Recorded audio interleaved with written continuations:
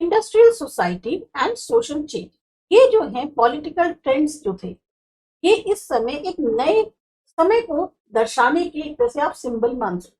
जो political trends चल रहे थे उस वक्त, वो एक तरह से रुझान जो कह सकते हैं, या जो भी एक उस तरह की चीजें चल रही थी पॉलिटिकल, उसमें ये एक नए समय को दर्शा रहे थे। ये वो समय था जब इस समय बहुत ज्यादा सामाजिक और आर्थिक तौर पे बदलाव हो रहे थे। ऐसा टाइम जब नए शहर बहुत तेजी से उभर रहे थे और नए जो औद्योगिक क्षेत्र होते हैं, इंडस्ट्रियलाइज रीजन जो है, वो डेवलप हो रहे थे।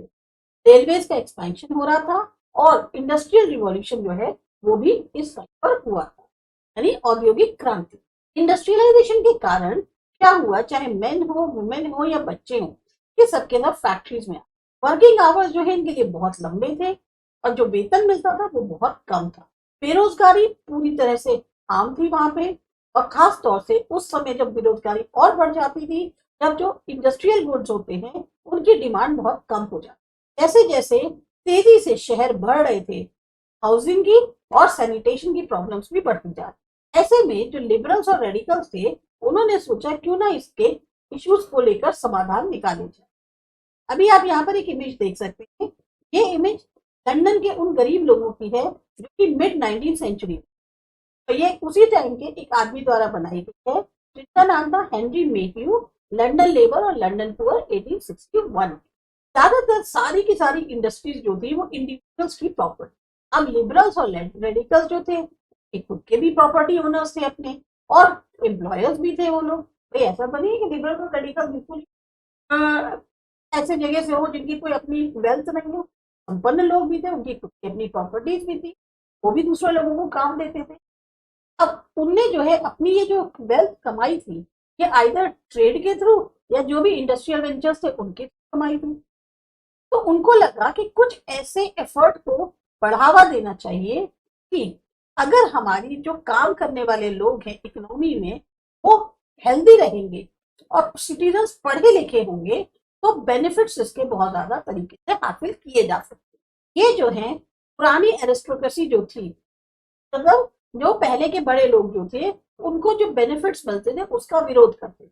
यानी कि अगर बच्चा पैदा हुआ ऊंचे तबके में तो उसको बाय बर्थ जो है बेनिफिट्स मिलने शुरू हो जाते थे, तो ये इसका विरोध कर रहे। इनका मानना था कि इंडिविजुअल खुद एफर्ट करे, मेहनत करे और तब जाके अपनी जो एंटरप्राइज है उसे खड़ा करे, ये उसको मेनली अहमियत देते। अगर इंडिविजुअल्स को फ्रीडम दे दिया जाए, उनको पूरी तरह से पता हो कि हाँ भाई हम ऐसा नहीं है कि बंधे हुए हैं, हम फ्री हैं, और गरीब जो है वो मेहनत करे, तो और साथ ही साथ जिनके पास पूंजी है, पैसा है, वो बिना किसी एक खींचतान के, रोक के अपने काम को करवा सके, तो उनको लगता था कि ऐसे में सोसाइटी आसानी से डेवलप हो सकती। बहुत सारे वर्किंग मैन और वुमेन जो हैं, जो चेंजेस चाहते थे दुनिया के अंदर, उन्होंने इन्हीं लिबरल और रेडिकल ग्रुप्स के साथ में काफी रैलीज करी और पार्टीज के साथ अर्ली 19th सेंचुरी।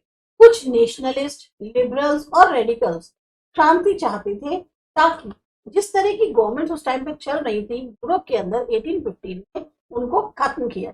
अब जैसे फ्रांस, इटली, जर्मनी, रशिया, ये सब के सब क्रांतिकारी हो गए और पूरी तरह से कोशिश में लग गए कि जो इस टाइम पे रूल चल रहा है उसको उखाड़ फेंका जाए। जो नेशनलिस्ट थे वो क्रांति की बात करते थे कि एक ऐसा नेशन होना चाहिए जहां सारे के सारे जो नागरिक हैं उनको समान अधिकार मिले, यानी इक्वल राइट्स दी जाए।